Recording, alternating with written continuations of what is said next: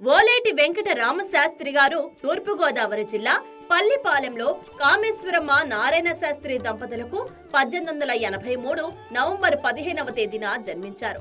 తన మేనత్త కుమారుడైన వేదుల రామకృష్ణ శాస్త్రితో కలిసి వెంకట రామకృష్ణ కవులు పేరుతో జంటగా కవిత్వం చెప్పేవారు.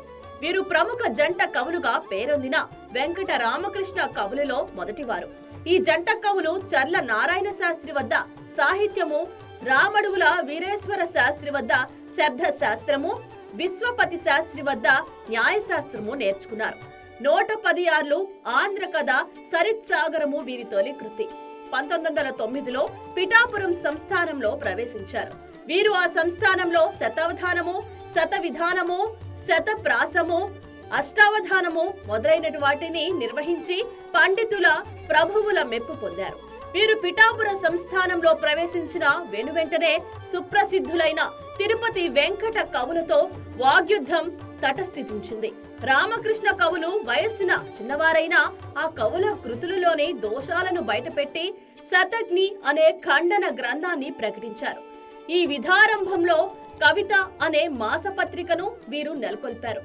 ఈ పత్రిక 9 ఏండ్లు అవిచ్ఛిన్నంగా సాగింది. వీరు అవధానాలలో అత్యద్భుత శతవధానం, శతవిధానం, శతప్రాసం, ద్విగుణీకృత అష్టావధానం అనే వినూత్న ప్రయోగాలు ప్రవేశపెట్టి తమ ప్రత్యేకతను చాటుకున్నారు.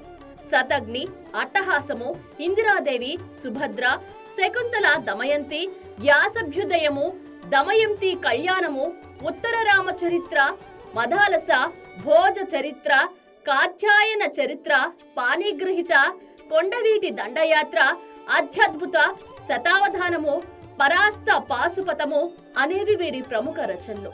ఇవి వేదుల రామకృష్ణ శాస్త్రి గారితో కలిసి జంటగా రచించినవి. వీరు 1939 డిసెంబర్ నెల 3వ తేదీన పరమపదించారు. ఈ సందర్భంగా వీరికి అక్షర నివాళులు సమర్పిస్తోంది మీ YK టీవీ నెట్వర్క్.